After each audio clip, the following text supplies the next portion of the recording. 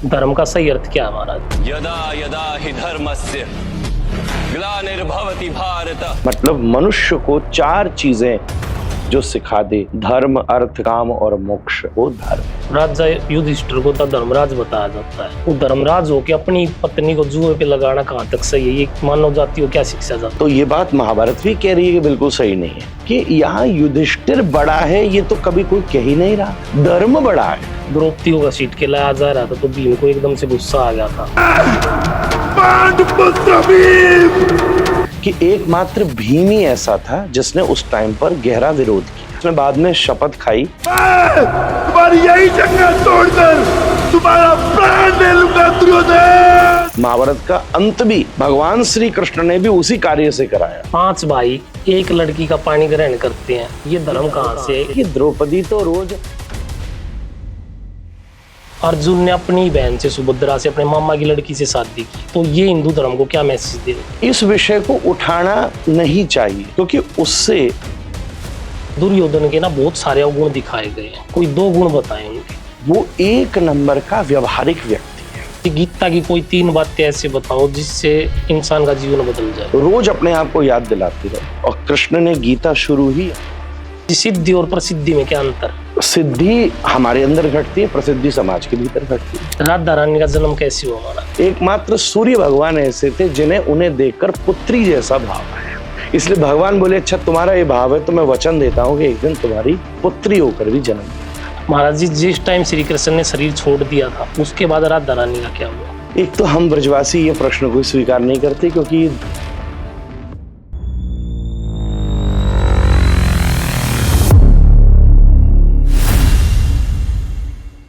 आज के जो हमारे गेस्ट हैं उनकी 38 पीढ़ी भागवत परंपरा से हैं और उन्होंने 7 साल की उम्र से भागवत ज्ञान देना शुरू कर दिया था। आज के हमारे गेस्ट हैं पौंड्रिक गोस्वामी जी। उन्होंने ऑक्सफोर्ड यूनिवर्सिटी से पढ़ाई की, उसके बाद भी उन्होंने सनातन धर्म को चुना। वो राधा रमन टेम्पल के मुख्य आचार्य भी हैं। तो आज का पॉडकास्ट बहुत खास होने वाला है। देर ना करते हुए करते आज का खास पॉडकास्ट। राधे राधे महाराज जी। राधे राधे भैया, राधे राधे। बहुत बहुत स्वागत आपका महाराज। धन्यवाद धन्यवाद। महाराज जी, आपकी 38 पीढ़ी भागवत परंपरा से हैं। आप 7 साल की उम्र से गीता ज्ञान देना शुरू कर दिया था आपने। धर्म को बड़े करीब से जानते हो, तो हम इस पॉडकास्ट की शुरुआत धर्म से ही करेंगे। धर्म का सही अर्थ क्या है महाराज जी?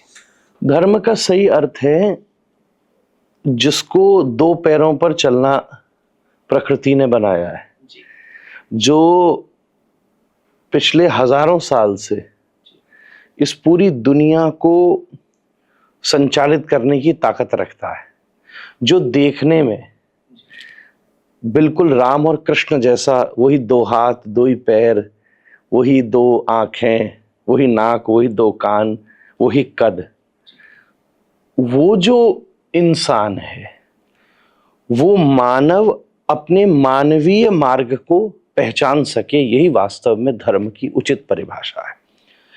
जैसे मैं कुछ वीडियो देख रहा था, अरब देश के थे, इस समय तो स्थिति दूसरी है, कई बड़े घरानों के भी मैंने देखे, तो वहां उन्होंने ना शेर पाले हुए हैं।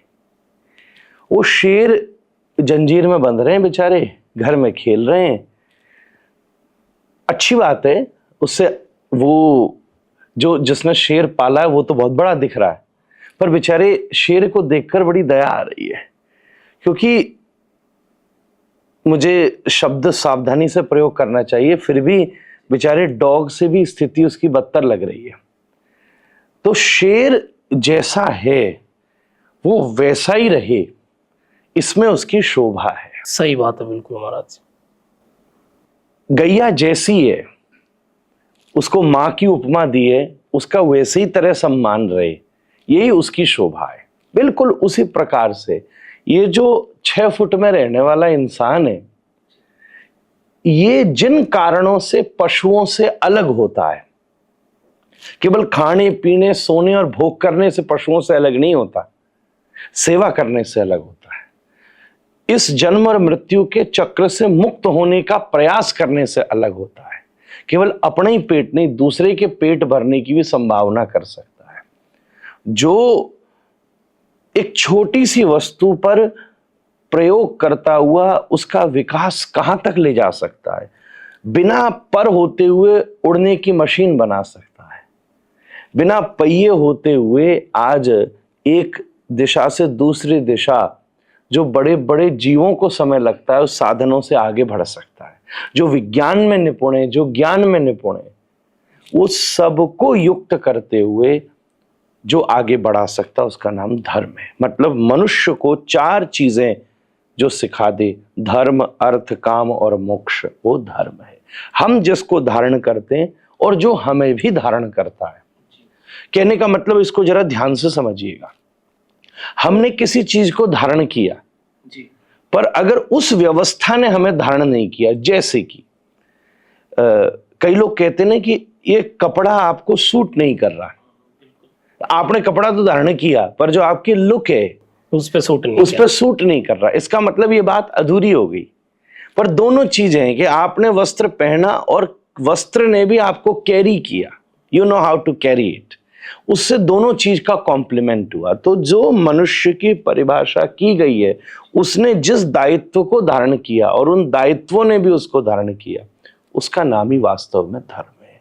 जो अपना पेट नहीं सबका पेट भर सके, जो मार नहीं तारने की भी कोशिश कर सके, जो दूसरे का सम्मान कर सके, जो केवल अपने हित के लिए, जिसके अंदर धैर्य हो, जिसके अंदर क्षमा हो, जिसके अंदर आवश्यकता पड़ने पर वीरता भी हो, जो जरूरत पड़े तो हाथी की सेवा भी कर सके और आवश्यकता पड़े तो इतना बड़ा अंकुश लेके उसके ऊपर बैठकर उसको संचालित भी कर सके, ये सब विषय धर्म के अंतर्गत आता है। धर्म शब्द का अर्थ केवल मजहब नहीं है। धर्म शब्द का अर्थ हमारा दायित्व है, हमारा कर्तव्य है, हमारा स्वभाव है, हमारा उद्देश्य है। धर्म शब्द का मतलब वो है जो 2 पैरों पर चलने वाले व्यक्ति को मानव बनाता है। बहुत सुंदर बात कही आपने महाराज जी।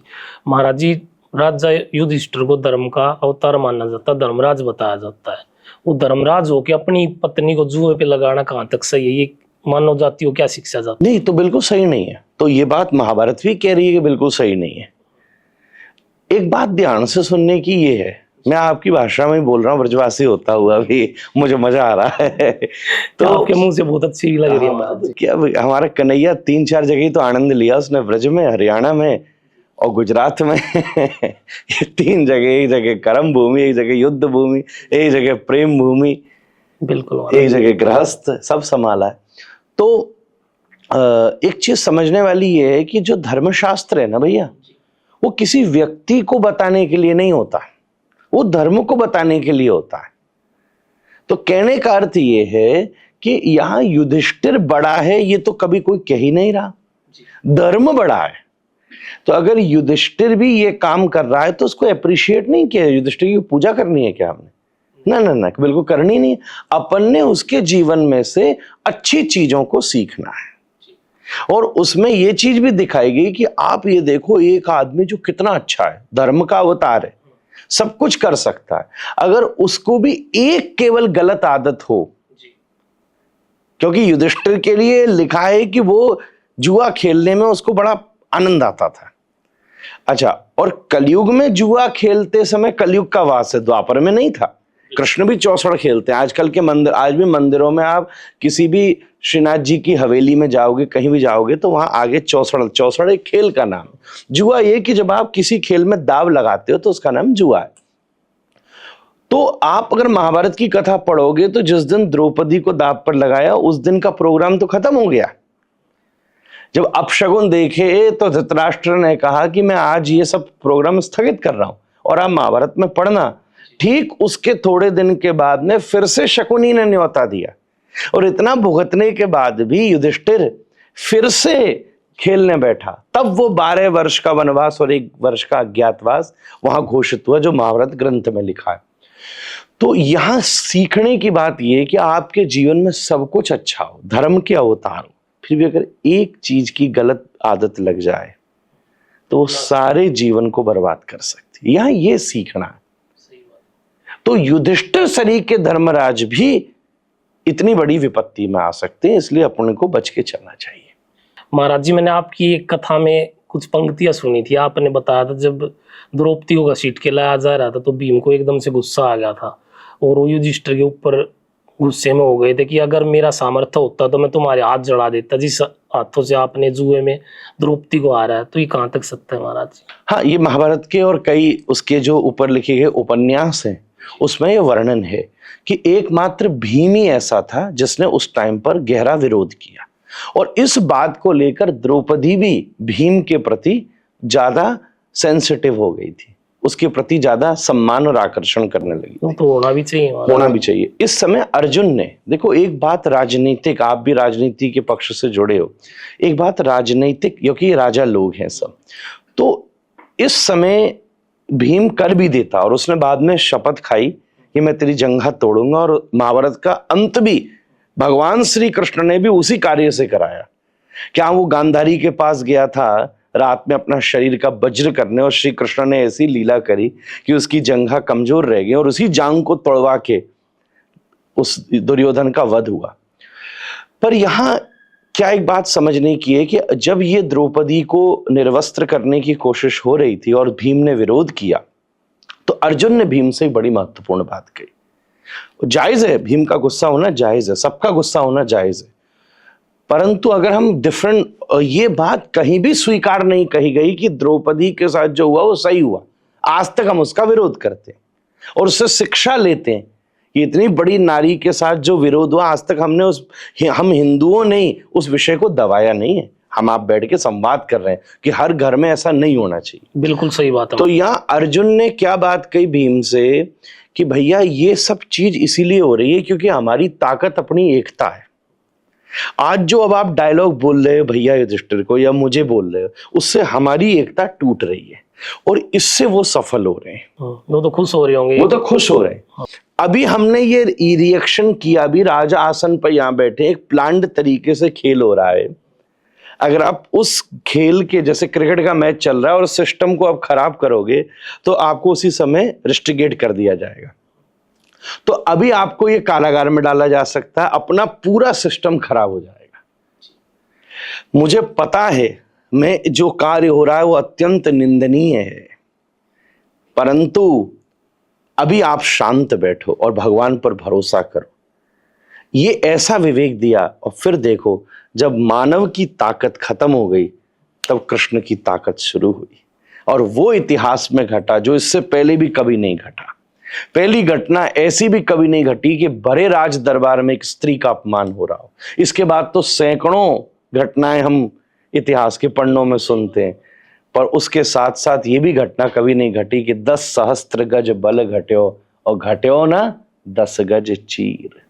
बड़ी सुंदर बात कही महाराज। कृष्ण ने अंबार लगा दिया साड़ियों का कि थक गया 10,000 हाथियों के बल वाला, पर उसको कृष्ण भूले नहीं और उसका परिणाम पूरे युद्ध तक आगे चला।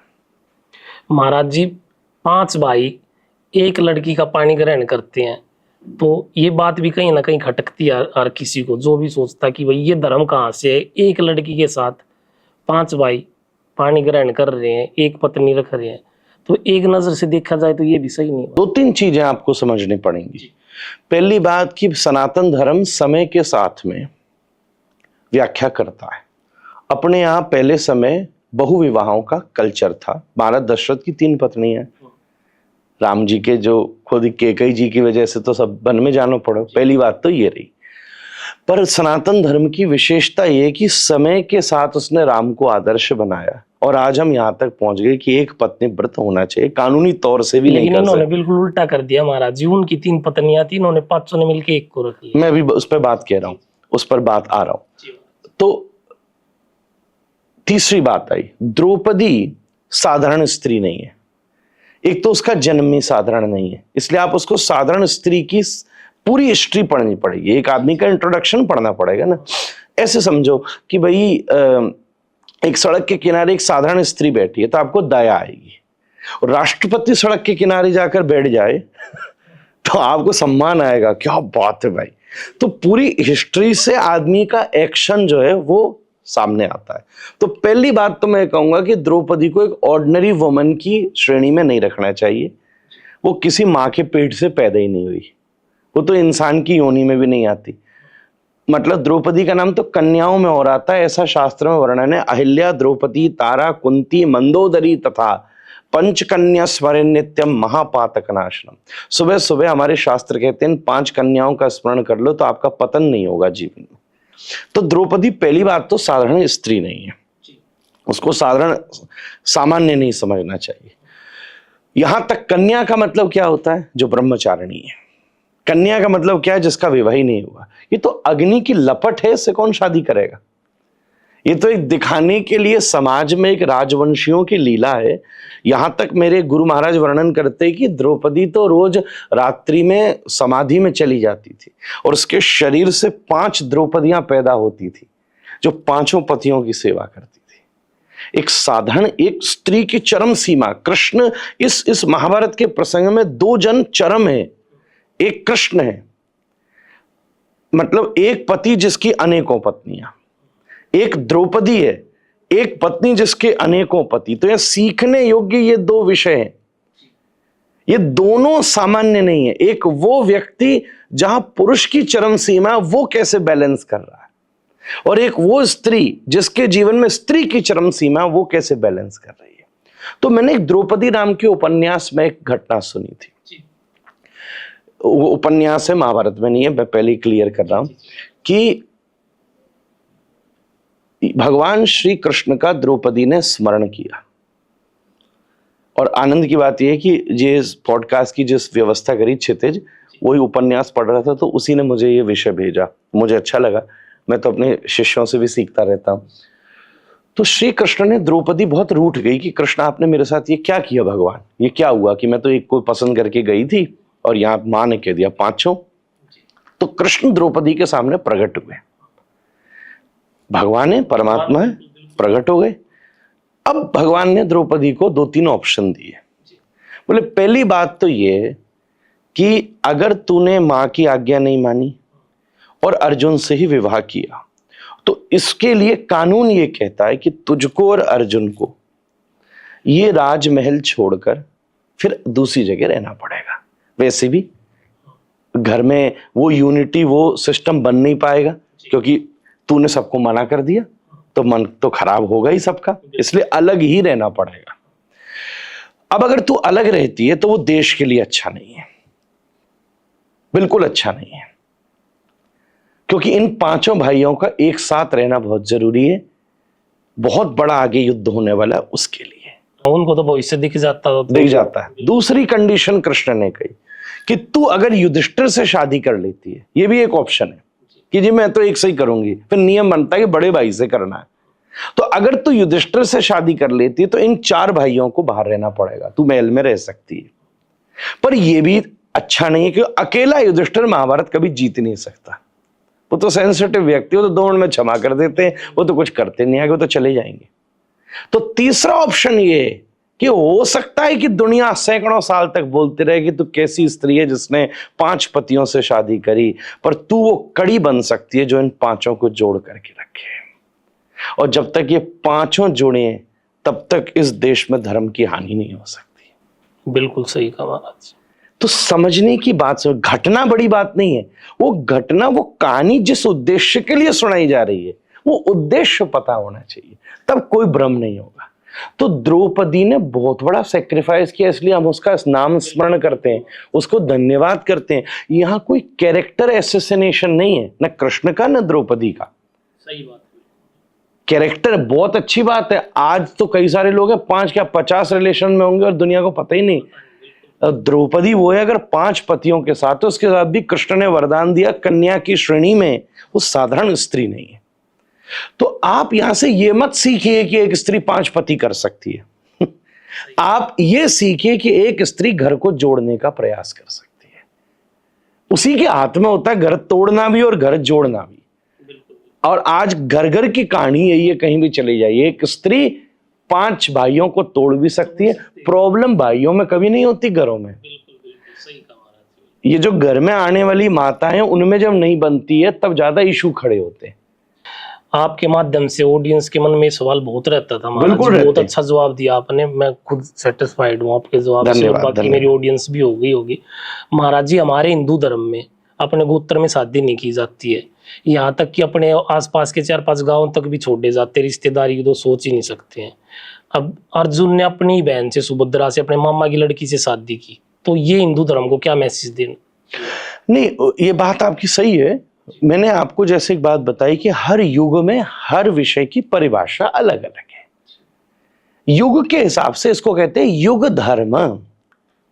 जैसे आपको मैं कलयुग के समय बात बताऊं, आप कलयुग केवल नाम आधारा, आप अगर बैठ के राम राम जप रहे हो तो सैकड़ों यज्ञों से बढ़िया है। कोई जरूरत नहीं योग यज्ञ करने की, कोई जरूरत नहीं योग करने की, कोई जरूरत नहीं आपको व्रत करने की। राम नाम ही पार लगा देगा। राम नाम पार लगा देगा, पर यह काम कलयुग में करेगा, सतयुग में नहीं करेगा, द्वापर में नहीं करेगा।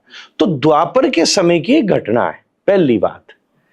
दूसरी बात, मामा के कई कई कुल गोत्र में अपने अपने चतुर्वेदी भी वर्तमान समय में बहुत सारे ऐसे हैं जो चतुर्वेदियों में ही विवाह करते हैं।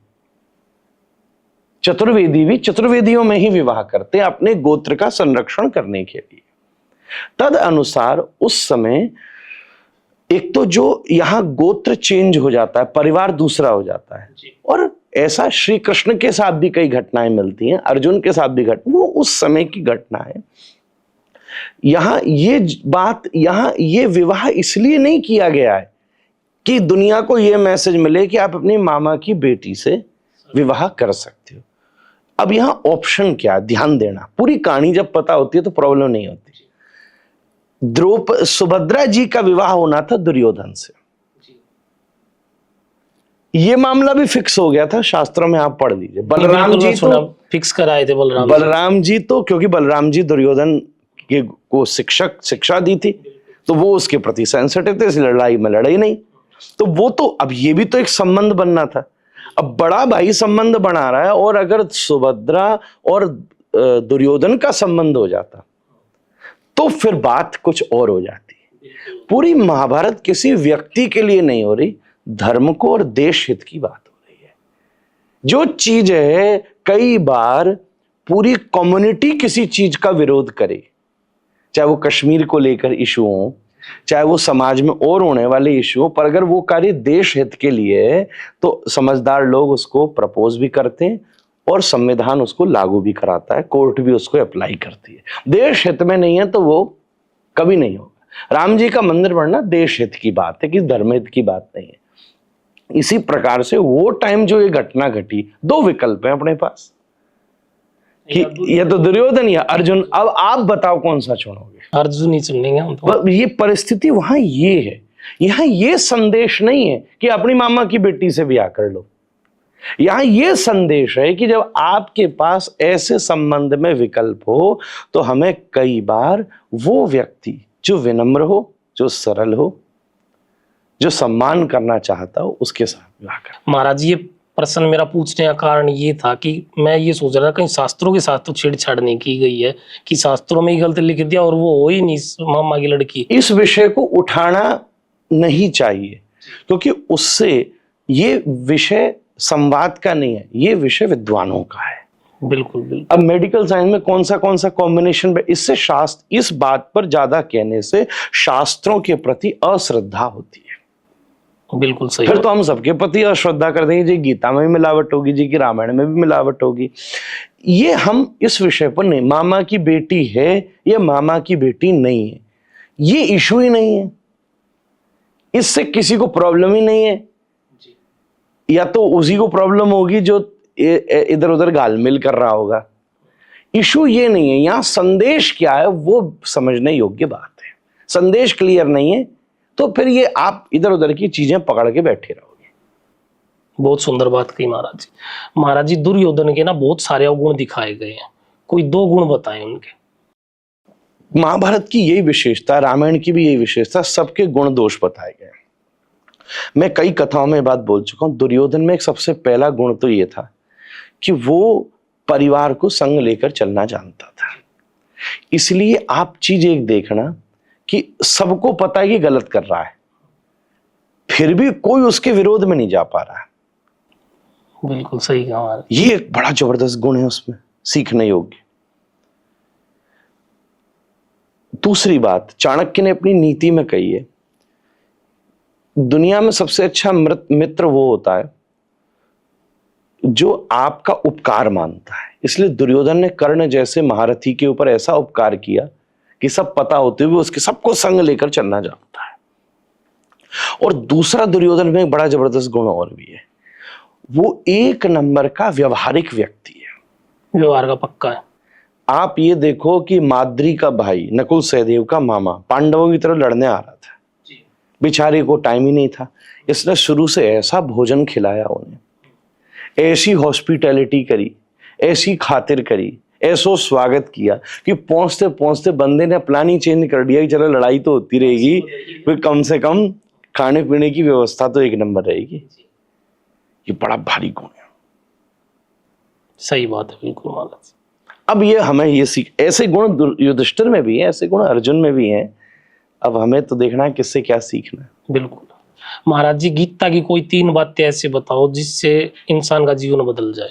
पहली बात, सबसे पहली, रोज अपने आप को याद दिलाते रहो, और कृष्ण ने गीता शुरू ही यहां से करी है। पहली बिल्कुल साफ बात, जैसे लिफाफा होता है, कई बार आप मनोहार में लिफाफे देते हो शादी ब्याह में, लिफाफा बड़ा सुंदर होता है, पर आकर्षण चाहे लिफाफे का हो, पर मोल लिफाफे का नहीं है। लिफाफे के अंदर रखा हुई पैसे का है, वस्तु का है। ऐसे ये आप शरीर हो ही नहीं, एक आत्मा है। आप अंग्रेजी में कहते हो या हिंदी में कहते हो मेरा शरीर, मेरी नाक, मेरी आंख, मेरे कान, मेरे बाल, मेरे, तो मैं क्या है ये खोजना पड़ेगा ना। ये तो सब मेरा है। गीता बार बार याद दिला रही है कि इसको रिकॉल करते रहो, ध्यान करते रहो, जिससे तुम केवल काम शरीर के लिए नहीं करोगे, मन के लिए नहीं करोगे, बुद्धि के लिए नहीं करोगे, अपनी आत्मा के लिए भी करोगे। इसलिए 4 पुरुषार्थ हैं, धर्म अर्थ काम मोक्ष। भैया ठीक है, धर्म अर्थ काम, ये 3 चीजें शरीर मन और बुद्धि के लिए, पर मोक्ष तो आत्मा के लिए ना। अपन 3 तो काम कर रहे हैं, चौथे के लिए क्यों नहीं काम कर रहे? पहली बात तो ये हो गई। दूसरी बात आपने एक बड़ी अद्भुत कही, वो है कर्म और फल। बिल्कुल साफ प्रसिद्ध बात। कर्म आपके हाथ में है, फल आपके हाथ में है ही नहीं। पर एक बात सीधी है कि हर कर्म का फल मिलना ही मिलना है, पर यह हो सकता है कि जब आप चाहते थे तब नहीं मिलना है। परमात्मा चाहेगा तब। जैसे आवाज कितनी देर में लौट करके आनी है, ये तो गुफा की गहराई बताएगी ना, कितनी तेज में, कितनी देर में लौट कर आएगी। अगर यही कमरे की दीवार होगी तभी लौट आएगी, अगर यही गुफा 1 किलोमीटर लंबी होगी तो फिर हो सकता है कुछ सेकंड बाद लौट करके आए। लौट के तो आएगी। जैसे आप दीपावली में पटाखे फोड़ते हो, आवाज आती है, तो जो जमीन पर फोड़ते हो उसकी तुरंत आवाज आती है। एक रॉकेट होता है ना, उसकी लेट आती है। फिर एक दूसरा रॉकेट कहीं दूर छूटा हो तो आपको फूटता पहले दिख जाएगा, आवाज 2-3 सेकंड के बाद में आएगी। और तीसरी बात, हम करते हुए दिख रहे हैं पर करने वाले अपन है नहीं। हमारे जीवन में कोई ना कोई सब चीजों को हमारे सामने भगवान ही है जो सब सिस्टम बैठा रहे हैं। सही बात। तो इस भाव से कर्तापणे के अभिमान से आदमी को मुक्त होना चाहिए। बड़ी सुंदर बात कही महाराज। मोटी मोटी तो यही, अब 300 बातें नहीं, हर श्लोक में एक बात छुपी है। ये 3 बातें भी जो कि बहुत प्रसिद्ध है, कोई नई नहीं बताई मैंने, और नई क्यों बताऊंगा जब गीता का प्रश्न किया। कोई अपना ले इंसान तो जीवन पार हो जाएगा। बिल्कुल, बहुत बढ़िया बात कही महाराज। सवेरे उठे तो पहले ये सोचे मैं आत्मा हूं, ठीक है। दिन भर क्या सोचे, कर्म करना मेरा धर्म है, फल छोड़ो। और रात में क्या सोचे कि जो मुझे मिला वो भगवान ने दिया। बस ये सुबह शाम रात 3 नियम बना ली। सुबह उठते ही जैसे नहाता है, शीशे में देखे तो कॉल कर ले, भाई शरीर है, सब है, मेरा है, पर आत्मा के लिए भी। इसलिए सुबह सुबह आदमी धर्म करता है, पूजा करता है, पाठ करता है, ध्यान करता है, अपनी आत्मा से कनेक्ट करता है। दिन भर कर्म करता रहता है, फल छोड़ता है। शाम को फल की सोचता है, या आज मैंने कमाया क्या। उस टाइम पे अगर नहीं कमाया होता तो फिर घर में भी प्रॉब्लम शुरू होती है, फिर न बच्चों से मजा लिया, न किसी के साथ बैठ, तब प्रॉब्लम शुरू होती है। तो जो तीसरी बात है, तब उस समय सोचा कि भैया मैं तो माध्यम था, जो किया भगवान ने किया, कोई देगा। बहुत सुंदर बात कही महाराज। महाराज जी, सिद्धि और प्रसिद्धि में क्या अंतर है? सिद्धि हमारे अंदर घटती है, प्रसिद्धि समाज के भीतर घटती है। सिद्धि वो है जो पेड़, जमीन के नीचे की जो जड़ है वो सिद्धि है, और जमीन के ऊपर का जो पेड़ है वो प्रसिद्धि है।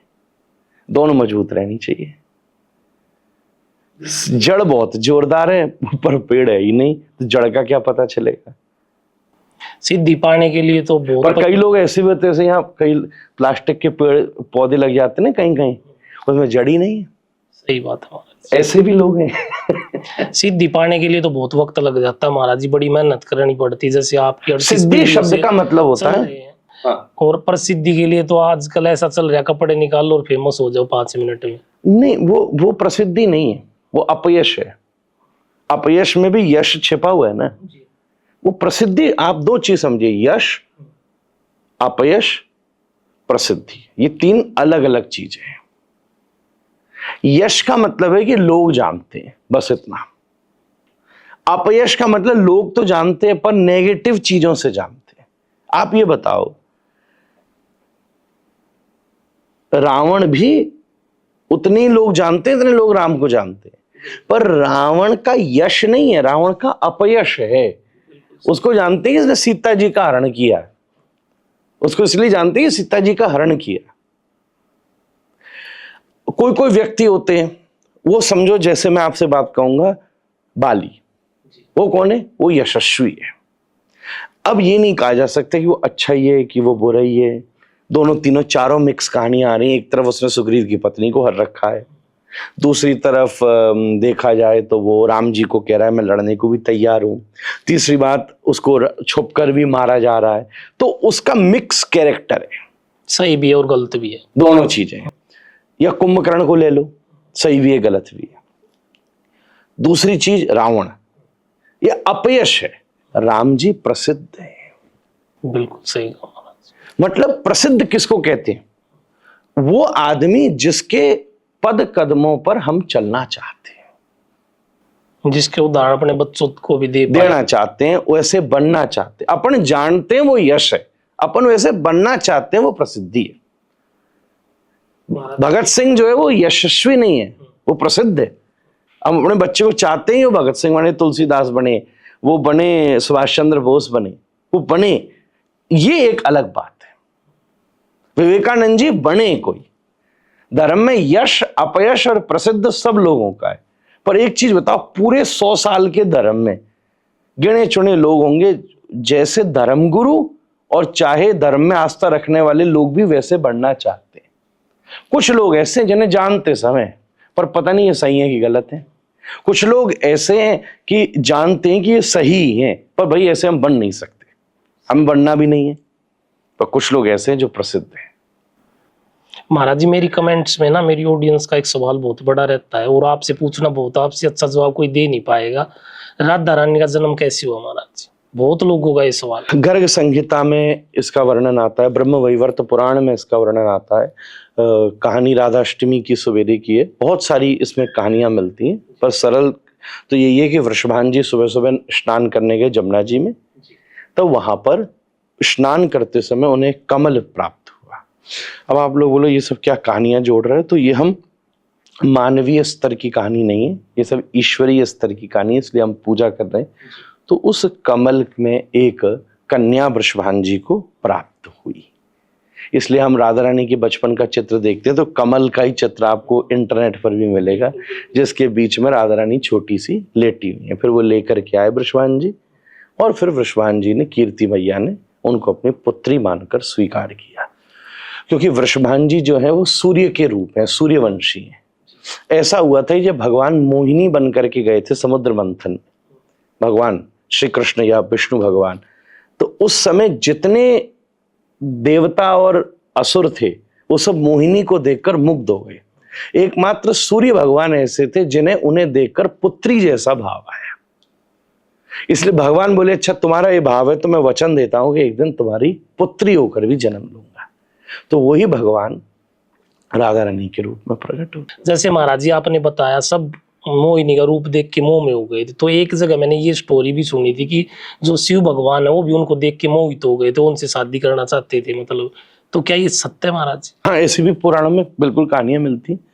वहीं पर भगवान शिव के सिद्ध पीठें भी बनी।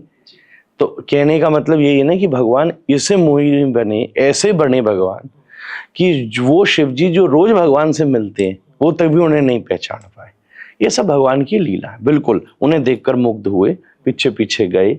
ये भी बिल्कुल प्रसिद्ध कहानी, और शिव पुराण आदि में ये भी बात आती है कि जब ये लीला रहस्य खुला तो शिव जी बोले कि पर आप मोहिनी रूप में थे और मैं इस रूप में था, मुझे बहुत इसका आनंद आया। तो वो दोनों भी इस रूप में प्रकट हुए। ऐसी भी ये रहस्य है, सब ये सब रहस्य है। महाराज जी, जिस टाइम श्री कृष्ण ने शरीर छोड़ दिया था उसके बाद राधा रानी का क्या हुआ? एक तो हम ब्रजवासी ये प्रश्न को स्वीकार नहीं करते क्योंकि ये भगवान की लीलाएं हैं। हम लोगों के लिए भगवान कभी अपने धाम से आते हैं, अपने धाम में वापस चले जाते हैं। फिर भी अगर हम पुराण के क्रमों में जाएं तो एक कथा इस प्रकार से आती है कि लगभग 62 साल लीला के हो गए थे। तो भगवान श्री कृष्ण, महाभारत के युद्ध के आसपास की बात है कि श्री कृष्ण गुजर रहे थे असुर का वध करने के लिए। तो बीच में ब्रज की सीमा आती है। वहां ब्रज की सीमा पर राया गांव आज भी बोलते हैं वहां, तो वहां सारे नंद बाबा आदि व्रजवासी सब इकट्ठे थे कि श्री कृष्ण यहां से जब गुजरेंगे तो हम उनका दर्शन कर लेंगे। तो भगवान श्री कृष्ण वहां पर पधारे, तो सब ब्रजवासी उनसे मिले। तो भगवान बोले अच्छा, बहुत दिन तक वहीं रहे, 1 महीना तक लगभग श्री कृष्ण उन कैंप में ही रहे। और फिर उसके बाद में सब ब्रजवासी से श्री कृष्ण बोले अब क्या मैं तुम्हारे साथ रहा हूं, यहाँ कैंपों में क्या, चलो ब्रज में चलो। तो वहां एक स्थान था जहां से जमुना जी में रथ में एक स्थान था जहां पानी गदला था, वहीं से ब्रजवासी उस तरफ आया जाया करते थे। तो वहां से जमुना जी पार करने के लिए श्री कृष्ण संपूर्ण ब्रजवासियों के साथ आए, और वहीं पर इशारा मिलता है कि सारे श्री कृष्ण और ब्रजवासी जमुना जी के भाव से, नित्य भाव से वृंदावन में वास करने लगे। कहने का अर्थ है कि वहीं लीला का, ब्रज लीला के रोम रोम में ब्रजवासी बस गए, ये भाव आता है। अगली एक बात ये भी आती है क्योंकि जब कुरुक्षेत्र में सब लोग मिले ग्रहण के समय, तो यहां से सब लोग द्वारिका चले गए, गोपियां भी चली गई, राधा रानी भी चली गई, सब वहां रहे। और जब द्वारिका की लीला का विश्राम हुआ, इसलिए द्वारिका के पास में एक कुंड भी है जहां से गोपी चंदन मिलता है। गोपी उसी कुंड में समा गई, हम लोग राख बन जाते हैं, प्रेम में गोपी चंदन बन गई, और उसी को हम लोग माथे पर तिलक के रूप में सब लोग लगाते हैं। तो एक कथाओं के पीछे कई सारी ऐसी कथाएं। तो जो श्री कृष्ण के लिए आई हों, श्री कृष्ण के चले जाने के बाद वो भी श्री कृष्ण के साथ ही चली जाएंगी। बड़ी सुंदर बात कही महाराज जी। महाराज जी, एक लास्ट क्वेश्चन, इसके बाद पॉडकास्ट का एंड करते हैं। बहुत सारे लोगों के मन में एक सवाल रहता है कि जो लोग अंडा और नॉन वेज खाते हैं तो वो क्या हनुमान चालीसा पाठ कर सकते हैं? भैया नहीं करना चाहिए, क्योंकि हर चीज का एक सात्विक प्रभाव है। आपके अंदर ही बात टेढ़ी पड़ जाएगी। मन में ही आ जाता, सोच के अजीब लगता है। हाँ, तो हमें सात्विक 3 प्रकार के जीवन की व्याख्या गीता में, सात्विक, राजसिक, तामसिक। तो जब हम सात्विक चीजें करते हैं तो सात्विक चीजों में सात्विक आहार, सात्विक दिनचर्या, सात्विक वस्त्र और फिर सात्विक व्यवस्था के साथ हनुमान चालीसा करने से उसका प्रभाव होता है। आप ये बताओ, क्या हनुमान जी ये सब, हम जिसको रिझाना चाह रहे हैं, आप एक चीज ये बताओ, आप जिसको घर में बुलाना चाह रहे हो तो आप उसके हिसाब से व्यवस्था करोगे कि अपने हिसाब से व्यवस्था? उनके हिसाब से करें। तो आप जिस हनुमान जी को पुकार रहे हो, आपके जीवन में अगर वो चीजें नहीं होंगी तो हनुमान जी कैसे कृपा करेंगे? बिल्कुल सही कहा। तो अपने को बिल्कुल सात्विक आहार, राम जी को जो भोग लग सके वो चीज खानी चाहिए, खिलानी चाहिए, भोग धरानी चाहिए और खुश रहना चाहिए। बहुत बहुत धन्यवाद आपका महाराज जी, आपकी वाणी बिल्कुल अद्भुत है। आपने समय थोड़ा कम दिया, फिर कभी आपके पास समय होगा तो हम दोबारा जरूर। अरे बहुत आनंद है, हम तो ऐसा लगे कि घंटों घंटों पॉडकास्ट कर सकते, पूरी कथा ही सुना देंगे एक बार कभी आपको। बहुत अच्छा लगा महाराज जी आपसे। आप भी कमेंट्स में जरूर बताइएगा आपको हमारा पॉडकास्ट कैसा लगा, और अगर हमारा पॉडकास्ट पसंद आए तो लाइक कीजिए, कमेंट कीजिए और शेयर जरूर कीजिएगा। राधे राधे। राधे राधे।